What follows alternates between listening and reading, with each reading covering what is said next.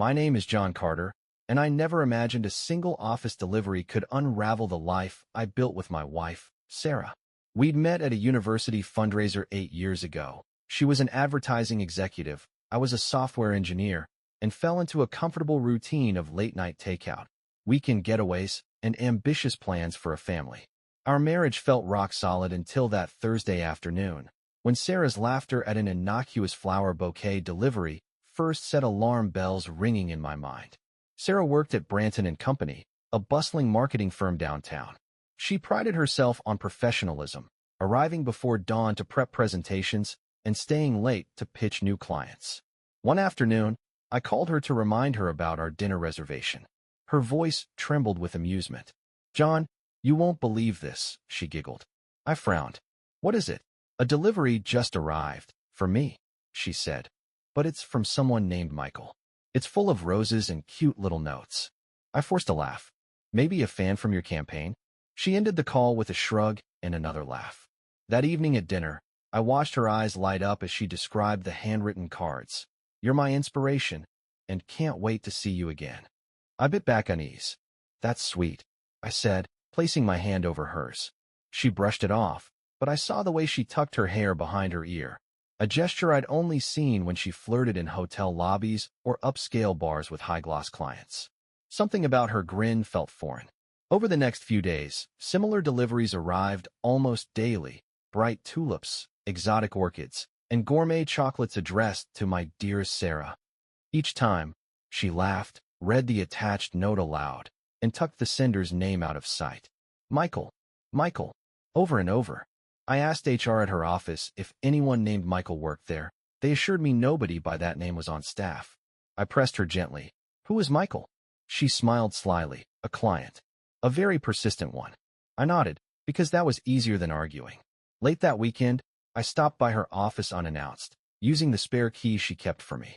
The reception area was deserted, but in the break room, I found a table strewn with roses. Sarah appeared in the doorway with a start. Her cheeks pink, she stammered. "John, what are you doing here?" I took in the petals crushed underfoot and the dozen thank you cards in a neat pile. "I came to surprise you," she said. "I thought we could go for coffee." I nodded and left without another word, my heart pounding. That night, I lay awake, replaying her laughter. It rang in my ears like a taunt. I found myself scrutinizing every detail of our life. Her tendency to guard her phone, the way she'd leave the room when certain emails pinged, the fresh scent of perfume on her scarves that never matched her daytime notes. My mind spooled through past excuses, the girls' nights that stretched into dawn, business trips that ended with unexpected client dinners. My trust eroded like water wearing away stone. By Monday, I'd reached my breaking point. I watched while she exchanged flirtatious texts in the living room. Her face flushed as she typed. That night, I sat her down.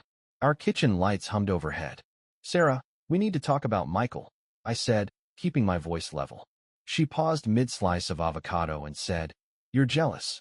"It's just harmless admiration, John." I pressed on.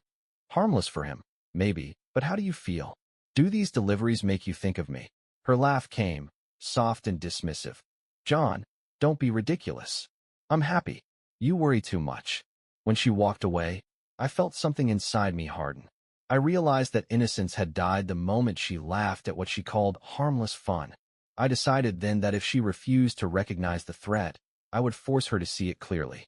I would write a letter, one last chance for her to own her betrayal or face the consequences. I spent the next few nights drafting and redrafting, every word carefully chosen to mirror her own playful tone. In my letter, I reminded her of every detail. The first delivery of daisies on our 5th anniversary, the secret lunches, the perfume traces, the laughter that stung like acid.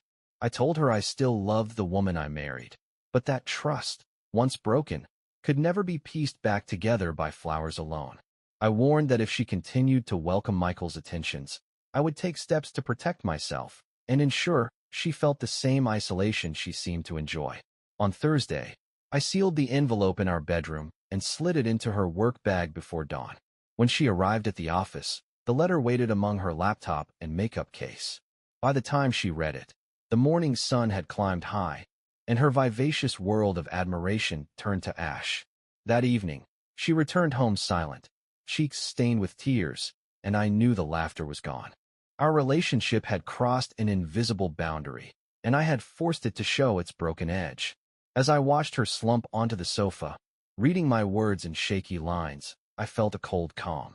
Michael might have gifted her flowers, but I had reclaimed my dignity with ink and paper, and that was a delivery she would never forget. When Sarah arrived at Branton and Company the morning after my letter, she found her desk empty of her usual clutter. No laptop bag, no framed photos, no glossy magazine spreads. Instead, the folded envelope I'd slipped into her work tote lay in the center, stark against the polished oak. She stared at it, hands trembling, as the receptionist looked on curiously. Peeling it open, Sarah read my words again, this time surrounded by fluorescent lights and a handful of gossiping colleagues. I'd written about every delivery. The daisies on our 5th anniversary that she'd claimed were from corporate. The sunflowers he'd insisted would brighten her day. The mixed bouquets delivered mid-meeting.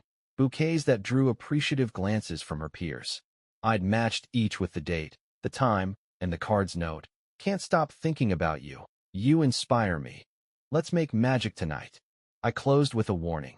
Cease these deliveries or face consequences, both personal and professional. You chose to laugh. Now you must confront the fallout. Minutes after Sarah read the letter, I received a text from her. John, what have you done? Everyone is asking questions. I can't deal right now. I didn't reply. Instead, I observed from home security footage, Sarah shoving the letter into her briefcase, pacing the hall outside her office, and finally retreating to the restroom for a moment of privacy. A few colleagues hovered outside the door, whispering. One woman emerged, her expression sympathetic but curious, then disappeared into the HR suite. By lunchtime, I saw Sarah flee the building, her heels clacking furiously on the marble lobby floor. She ducked into a cab and sped away, her usual downtown poise replaced by raw panic. I imagined her arriving at home, crumpling in the foyer, and wondered whether she'd picked up Lily first or called a trusted friend. That afternoon, HR called me. I picked up as soon as the receptionist transferred the line. Mr. Carter? This is Diane Foster, HR Director at Branton. We've received a complaint of harassment involving your wife's personal affairs. We take these matters seriously. Is there anything you wish to share? I paused, considering. Just that she brought this on herself. I replied evenly. Her personal life has spilled into the office. I trust you'll handle it professionally. Within 24 hours, Sarah was suspended pending investigation. I watched as her company email account was deactivated, her security badge blocked, and her name stripped from the client roster. No dramatic confrontation, only a series of polite yet firm notices that her employment was on hold. I felt a twinge of guilt, but reminded myself she'd chosen to welcome Michael's attention in the familiar safety of her workplace. That evening, Lily bounded through the front door, backpack swinging. Daddy, Mommy didn't pick me up, she exclaimed. I knelt to hug her. She's busy right now, sweet pea, I said softly. But I'm here. I tucked her into the couch with coloring books and crackers. When the door finally clicked behind me, Sarah stood framed in the hallway, mascara smudged, hair half pulled back. You did this, she said, voice barely audible. You ruined me. I leaned against the doorframe. I gave you a choice. You chose Michael over our home.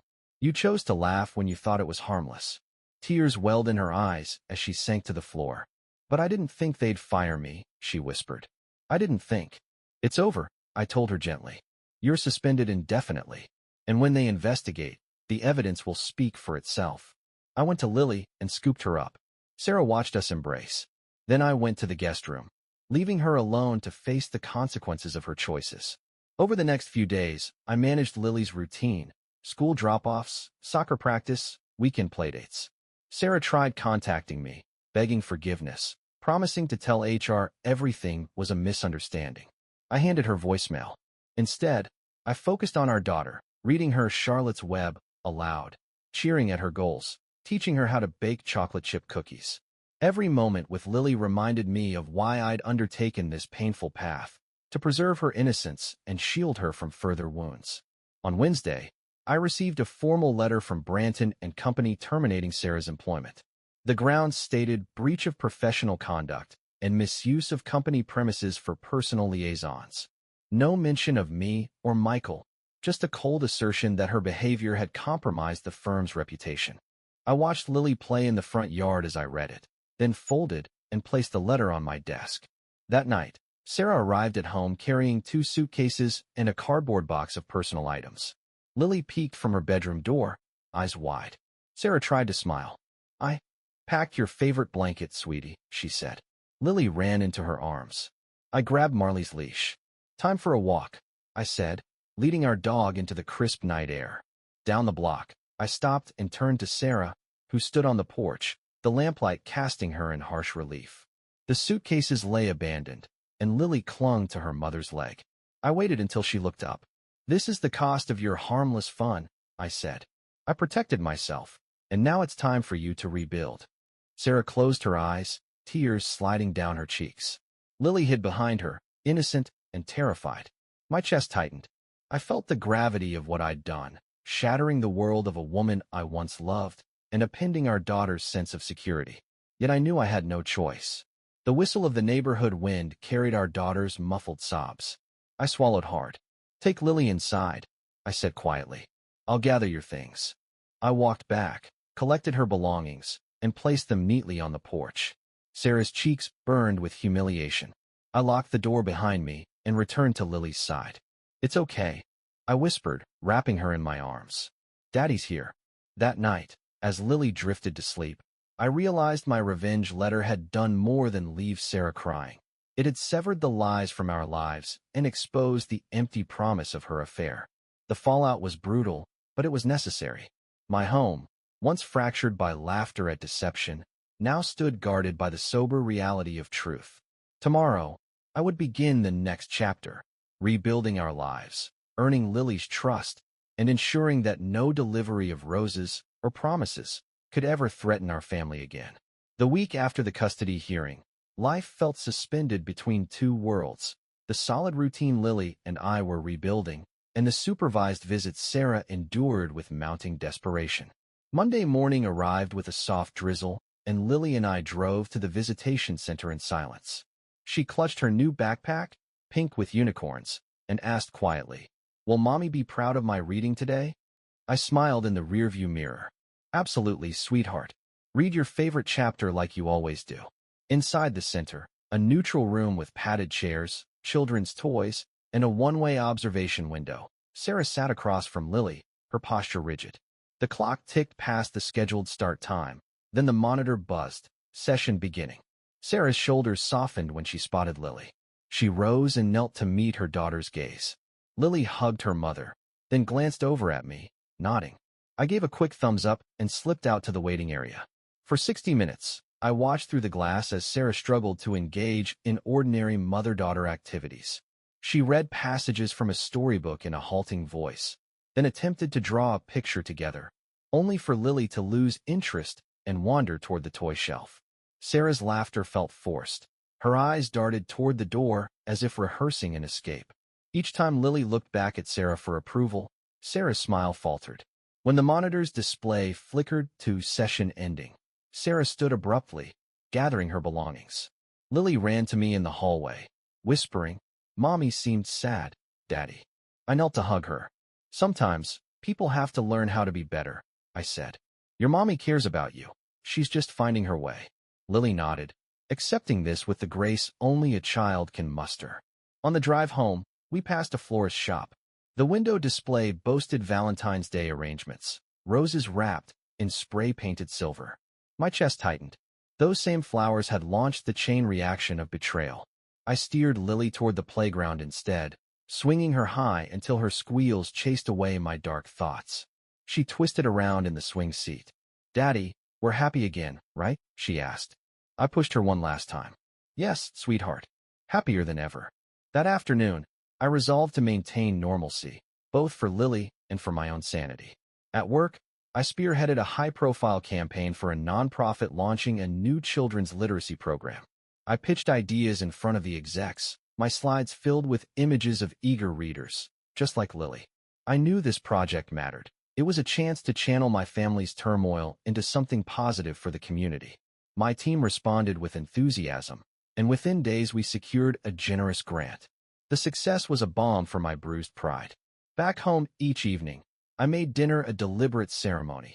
Roasted chicken with herb potatoes, a fresh salad, and Lily's favorite chocolate chip muffins for dessert. We ate by candlelight, artificial, battery-powered candles, but they cast a warm glow over our makeshift dining table. Conversations ranged from her schoolwork to our plans for a weekend hike. I watched Lily's bright eyes and felt Hope's quiet pulse. Meanwhile, Sarah's attempts to extend her visitation went nowhere. Her lawyer submitted additional requests, citing her completion of a single counseling session and an apology letter. My attorney responded with a motion to maintain the status quo until Sarah finished the entire parenting program and demonstrated consistent participation. In my affidavit, I detailed Lily's confusion after unsupervised lunches with Sarah's friend, a coworker named Monica who tried to fill in for Michael. The judge denied Sarah's motion, citing lack of demonstrable change. On Valentine's Day, the florist window tempted me once more. I paused outside, remembering Sarah's giggle as she opened that first bouquet. Instead of cursing the memory, I steered Lily toward a small cafe for hot chocolate and heart-shaped cookies. "We don't need flowers to celebrate love," I told her, passing her a cookie. "We just need each other." She giggled and took a big bite, chocolate smeared on her chin. Her laugh cut through my anger like a knife through velvet. That weekend, I took Lily on a father-daughter camping trip. We pitched a tent beside a clear mountain lake and spent 2 days hiking, fishing, and stargazing. At night, she snuggled into her sleeping bag, and I read "Goodnight Moon" in my best theatrical voice. Fireflies danced along the tree-line, and I felt a profound peace I hadn't known since before the affair. Lily's small hand in mine was a living reminder of what mattered most. Back home Monday morning, I found an envelope slipped under our front door. It bore Sarah's handwriting. My pulse quickened as I opened it. "John, please forgive me. I completed my second counseling session. I enrolled in the full parenting program. I miss you both more than I can say. Please consider letting me see Lily without supervision. Sarah." I stared at the typed lines, then reread them slowly. 2 sessions. Enrollment. This was progress, yet still a fraction of what the court required. I called my lawyer. "She's halfway there," I said. "But I need proof of attendance and completion before any changes." My lawyer agreed, advising patience. That evening, over dinner, I told Lily, "Your mommy wants to see you more often, but she has to finish her program first." Lily thought for a moment, then said, "Can we bake cookies together for her when she's done?" My heart contracted at her compassion. "That's a wonderful idea," I smiled, ruffling her hair. The following week, I received confirmation. Sarah attended her 3rd counseling session and passed the first parenting program module. Her attorney pressed for a visit increase. I again declined, asking for full completion and proof of application to a family support group. The judge scheduled a review hearing in 4 weeks. During those weeks, Lily and I prepared. We made handmade welcome cards and practiced baking cookies, sugar dough cut into heart shapes, iced with pastel frosting. We even wrote a simple script. "I love you, Mommy, and thank you for learning to be the best mom." At night, I read Lily's words and imagined Sarah's face when she saw them.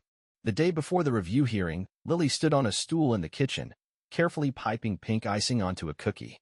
She stepped back to admire her work and turned to me with a grin.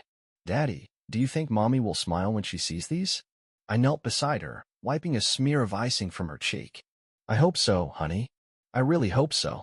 The next morning, I attended the hearing with my attorney. Sarah appeared, seated beside her lawyer, clutching a folder of counseling certificates. I watched as the judge reviewed her progress. 4 of 8 required sessions completed, 1 parenting workshop attended, no evidence of relapse. The judge acknowledged her efforts but noted that incomplete requirements meant that supervised visitation must continue until full compliance. Sarah's shoulders slumped. She glanced at Lily, who watched from my side, her hand in mine. After the hearing, Sarah approached me in the hallway. Her voice was barely a whisper. "John, thank you for not making this worse." She dabbed at her eyes. I met her gaze and said, "I'm protecting Lily. That hasn't changed." She nodded and walked away, resolution in her step. That afternoon, Lily and I delivered the heart-shaped cookies and handmade cards to the visitation center. Sarah received them at the safety of her supervised visit, a small gesture sanctioned by me, contingent on her continued progress. Lily beamed as Sarah opened the box, her eyes moist. The glossy heart-shaped card read, "We love you, Mommy. Keep learning." Sarah thanked us in a trembling voice, and Lily waved before she left with the supervisor. Walking Lily to the car, I felt the full weight of our journey. From those first giggles over a flower delivery to the heartbreak of a suspended career, the custody battle, and now these cautious steps toward reconciliation.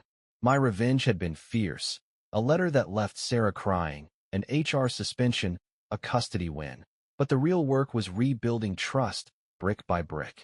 That night, as Lily slept, I sat in the living room watching the last embers of our fireplace die. Marley lay at my feet, head resting on his paws. I thought of Sarah's tears, her earnest attempts at progress, and Lily's unwavering love. The story of our fractured family was far from over. Yet in the quiet glow of the hearth, I sensed the possibility of a new chapter, one in which forgiveness, not vengeance, might ultimately lead us home. The weeks after the review hearing brought a mix of relief and cautious optimism. Sarah continued her supervised visits, now twice a week, while also completing the final modules of her certified parenting program. I remained vigilant, tracking her progress through the court's portal and receiving weekly reports from the visitation center. With each positive note, Sarah listening attentively during a board game session or showing genuine patience when Lily struggled with a puzzle, I felt a tentative hope that forgiveness might someday be possible. At home, Lily and I fell into a comforting routine that balanced school, extracurriculars, and quality father-daughter time. We started each morning with gratitude moments, sharing one thing we appreciated before heading off to our separate days. I told her I was grateful for her curiosity. She said she was grateful for our pancake art Saturdays. These small rituals anchored us and underscored the security I was determined to provide.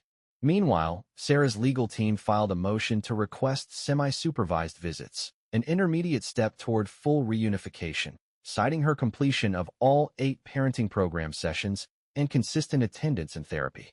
The motion arrived on a rainy Tuesday, its contents printed on cold stock paper.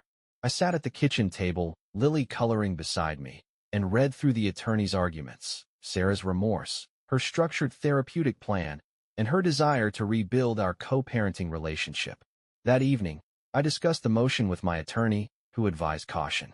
The court's priority is Lily's best interests, he said. If Sarah demonstrates sustained change, and if supervised visits continue to go well, you have a solid case to request semi-supervision. But you don't want to rush it. I nodded. The goal was not to punish Sarah indefinitely, but to protect Lily and gradually rebuild trust. Over the next 2 weeks, Lily's supervised sessions flourished. The center's reports praised Sarah for engaging Lily in cooperative drawing activities, reading stories aloud without veering into emotional appeals, and following the center's guidelines to end visits on time. Lily seemed genuinely happy. Her face would light up at the sight of her mother, and she'd wave as they parted. Some evenings, Lily asked, "Daddy, can I tell Mommy about my school project?" I encouraged her, "Of course you can. Share your work whenever you like." On a crisp Saturday morning, Lily and I prepared a special co-parenting care package for Sarah. We baked sugar cookies shaped like stars and decorated them with pastel icing. Lily wrote a note. "Thank you, Mommy, for learning how to be the best mom. I love you," with a row of hand-drawn hearts. We added a small potted succulent, a green symbol of growth, and sealed it all in a cheerful box. That same day, I met Sarah outside the visitation center. She stood under the awning, bundled in a navy pea coat, holding the package. Her breath formed clouds in the cold air. When she saw me, her eyes reddened, but she lifted a tentative smile. Lily ran to her, offering the box. Sarah knelt to accept it, her gloved hands trembling as she lifted the note. "Thank you," Sarah whispered to Lily, her voice thick. Then she looked at me. "Thank you for trusting us with this," she said. I nodded, feeling a weight lift from my chest. Though the legal battle was not over, this moment felt like a bridge across a chasm. 2 weeks later, the court convened to consider Sarah's motion. I sat beside my attorney, documents neatly organized in a folder, while Sarah sat across the aisle, flanked by her lawyer. Lily, in a courtroom-approved child's area, colored quietly under the watchful eye of a clerk. The judge reviewed the visitation reports, noting improvements in Sarah's parenting skills, her compliance with program requirements, and Lily's visible comfort during visits. After a brief recess, the judge returned with a decision. "Sir, you have demonstrated stability and dedication, but the court's priority remains Lily's consistent well-being. I hereby grant Sarah semi-supervised visits at your home under the presence of a court-approved supervisor for weekends every other week, provided she continues therapy and documents her progress. Full unsupervised visitation may be considered in 6 months. Relief washed over me. Semi-supervised meant Sarah could bring Lily home, share dinner with us, and practice weeknight routines, yet with professional oversight to ensure consistency. It was the right compromise for Lily's emotional security. Sarah exhaled, tears rolling silently down her cheeks, and mouthed, "Thank you." Lily ran into her arms, and for a moment, our fractured family unit held together in tentative cohesion. Back at home that afternoon, the semi-supervised visit unfolded with surprising harmony. Sarah arrived with Lily in tow, a licensed supervisor at her side. They entered the living room carrying board games, snacks, and Sarah's therapy workbook. Lily introduced her new doll to the supervisor, then led them to the kitchen, where I served hot chocolate topped with marshmallows. The supervisor, Ms. Clark, observed unobtrusively, taking notes and occasionally guiding Sarah on positive reinforcement techniques. For 2 hours, the 4 of us played Jenga, baked brownies, and sang Disney songs. Sarah read Lily's school essays aloud, praising her creativity. Lily beamed, and even Marley prowled between our feet, sniffing the brownies. As the visit ended, Ms. Clark checked her watch. "Excellent progress today," she said quietly to me. I nodded, grateful. When the supervisor and Sarah prepared to leave, Lily hugged both of them tightly. Sarah turned to me and whispered, "Thank you for this chance." I managed a small, sincere smile. That night, after Lily fell asleep, I reflected on how far we'd come. The revenge letter had ignited a chain of events that upended Sarah's career and our marriage. The custody battle had tested both our wills. Yet, through boundaries and legal proceedings, we had created a path for healing. Sarah's tears in the courtroom had been genuine, a sign that she truly understood the impact of her actions. In the months that followed, semi-supervised visits grew more routine, and I found myself less vigilant, allowing moments of parental collaboration that once would have felt impossible.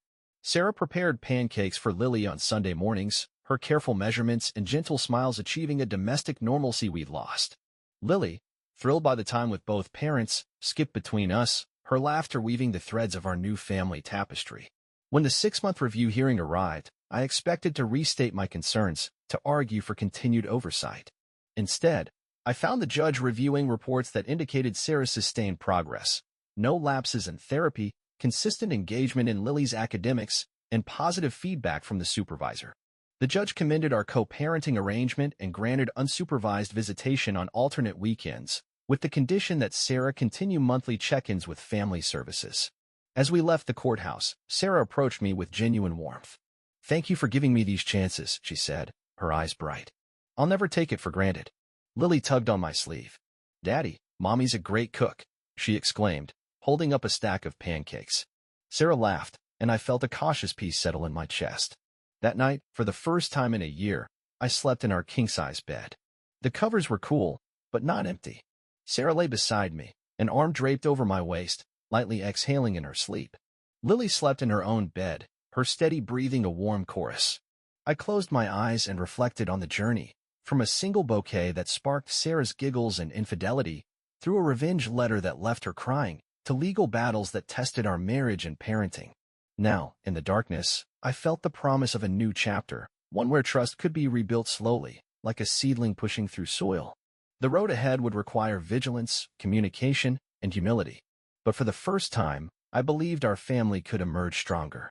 My revenge had not been about shattering Sarah's life completely. It had been about reclaiming my dignity and protecting my daughter. And as the cycle of the seasons turned once more, I realized that forgiveness, earned through accountability, had the power to restore what betrayal had broken.